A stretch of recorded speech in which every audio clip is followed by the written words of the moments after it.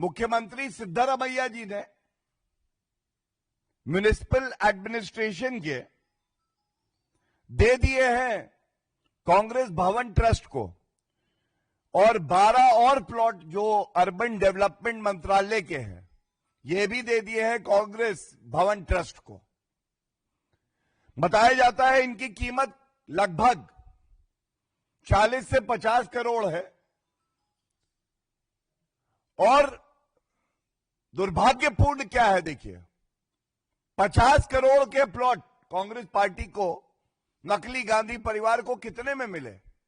2 करोड़ रुपए में। 2 करोड़ में 50 करोड़ की सरकारी जमीन को हड़प गए राहुल गांधी हड़पू। तो आज सवाल पूछा जाएगा, सिद्धरामैया जी ये बताइए, सरकारी जमीन state largesse, and the Honorable Supreme Court in many verdicts have said state largesse, state land, state resources have to be utilized for the larger benefit of the people of the country and the state. Then why is it so? The Karnataka Congress government under the leadership of CM Siddaramaiah ji is transferring 24 pieces of land meant for civic amenities for the citizens of Karnataka, converting them to be used as Congress party headquarters. And this is happening after we have seen the abuse of power by the fake Gandhi family in the National Herald case. Second, Robert Vadra ensuring that the Congress government in Haryana then changes the land use and gives him permission where land of the farmers was acquired and transferred to Robert Vadra. In that sequence, if you see, it is worrisome that a chief minister of a state is not concerned about the people of the state. What about toilets, rest houses, other civic amenities required? These 24 sites have been transferred to the Congress Bhavan Trust. They are valued around 50 crores. The corruption-prone Congress gets it for 2 crores. Outright corruption of 48 crores visible. The market value may be even higher now. And the sad part is, what is the purpose of this transfer of land from civic amenities to building Congress offices? The target is 100. Don't miss the target. So these are 24 sites. The target is 100 Congress Bhavans. Now, why is this being done? So one, for the Congress party, the people of the state and the country don't matter. The DNA of the Congress is this, that we have to we have to appease the fake Gandhi family. The power tussle in Karnataka. We have seen how Chief Minister Siddaramaiah, glued to his chair, not worried about the people of the state, is being pushed, is being thrown out of the chair by whom? The Deputy CM, D.K. Shiv Kumar, who is himself wanting to be the CM. And I am not saying this. This statement has come out in public on a number of occasions where he said that there was a 2.5-year formula and the chief minister has to be changed. Third point, if there is a power struggle within the Congress, if there is a need to please the fake Gandhi family within the Congress, the larger point that I wish to raise is, should the people of Karnataka suffer because of that? Does that give a license to the Chief Minister, Mr. Siddaramaiah, to grab public use land and convert it into Congress property, and that too at a meager price, not even paying the market value to the government?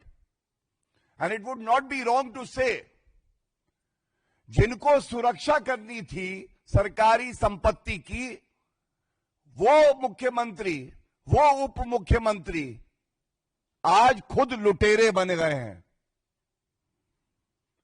इनका एक ही मकसद है, जहां जाऊंगा वहां corruption लाऊंगा, मैं आया हूं तुम्हारा कुछ तो लेके जाऊंगा। टॉयलेट, स्कूल, अस्पताल, शेल्टर होम से मुझे कोई मतलब नहीं है। मुझे केवल एक ही मतलब है, कांग्रेस पार्टी में रहना है तो नकली गांधी बार बार कहना है। और ये कब है कर्नाटका में? कम अवधि में। आप याद करिए मूडा स्कैम। ये मूडा स्कैम फिर से जमीन से जुड़ा था। इसके तार जुड़ रहे थे मुख्यमंत्री सिद्धारमैया जी से।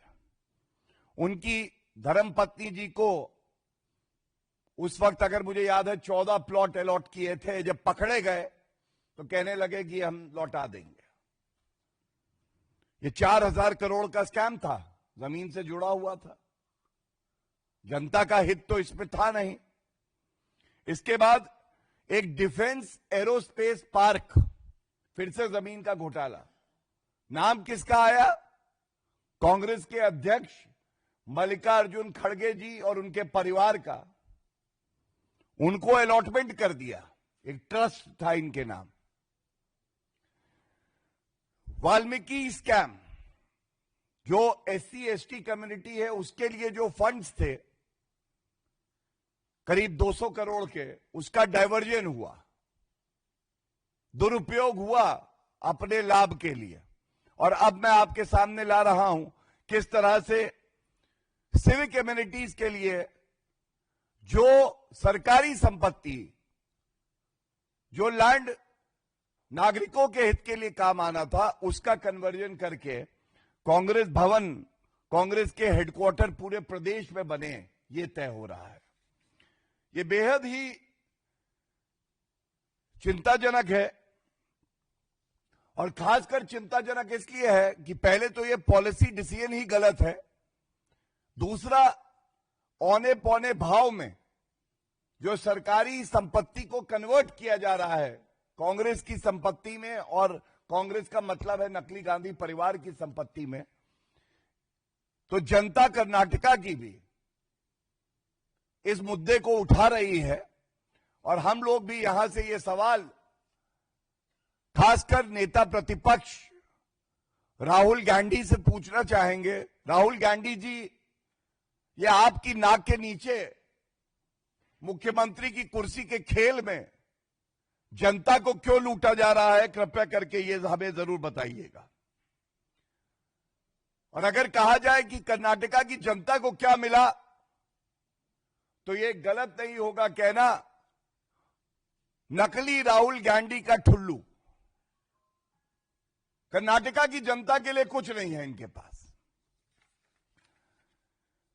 मुझे यकीन है जनता ऐसा सबक सिखाएगी कांग्रेस पार्टी को, जैसे पूरे देश से कांग्रेस पार्टी गायब हुई है, कर्नाटका से भी गायब होगी। और ये जो भ्रष्टाचार हो रहा है, हर माध्यम से भारतीय जनता पार्टी इस मुद्दे को उठा रही है और ये सुनिश्चित होगा कि ये भ्रष्टाचारी जेल की सलाखों के पीछे जाए। बहुत बहुत धन्यवाद। If there are any questions first on this topic, I would like to take those. Anybody? None. That means I have been able to present the facts clearly. Thank you. Any other question?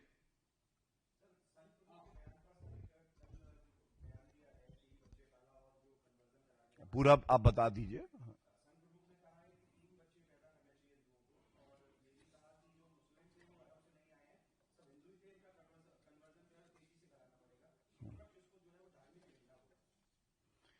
देखिए, INDI alliance जिसको जनता घमंडिया कहती है, एक बात जान ले, ये लोग तुष्टीकरण की राजनीति करते हैं, चाहे टूटी साइकिल हो, चाहे भ्रष्टाचारी कांग्रेस हो, चाहे वो ममता बनर्जी हो। और एक लीडर है एक पार्टी के, वो अभी कह रहे थे हम दो हमारे दो दर्जन। आप ध्यान दीजिएगा, हम दो हमारे दो दर्जन।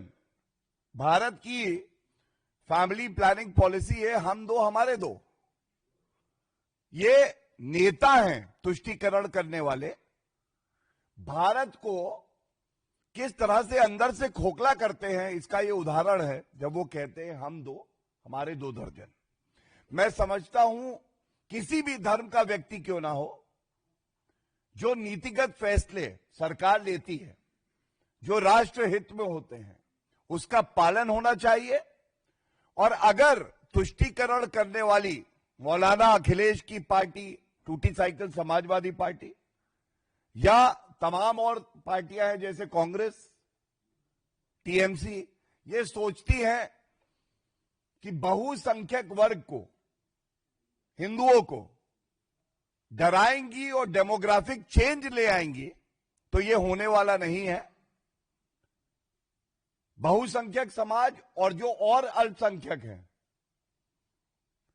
इन्होंने हमेशा अपने कर्तव्यों का निर्वहन किया है और भारत का संविधान एक मजबूत सरकार श्री नरेंद्र मोदी जी के नेतृत्व में यह सुनिश्चित करेगी कि ऐसा कोई डेमोग्राफिक चेंज का अगर कोई घिनौना प्रयास करता है, षड्यंत्र रचता है, तो उसको सबक सिखाया जाए। Any other question please.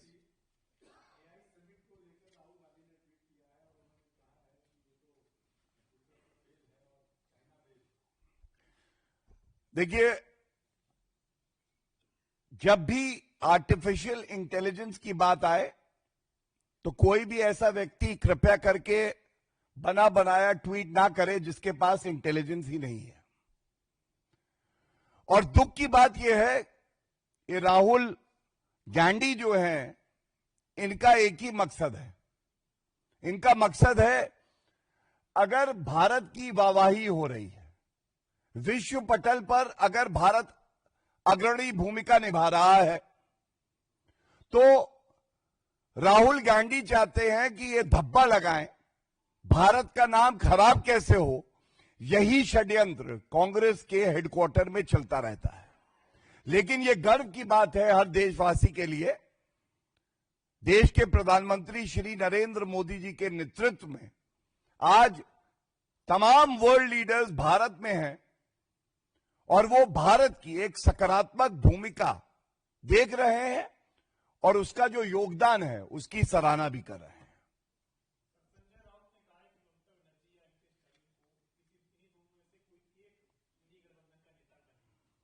Sanjay Raut जी को पहले अपनी पार्टी की चिंता करनी चाहिए। मैं कोई टिप्पणी नहीं करना चाहूंगा। ये वो गठबंधन है जो पूरी तरह से लचर, टूटा हुआ, बिना मकसद के है और विरोधाभास में ये पहले ही बहुत कमजोर हो गया। That's it. Thank you so much.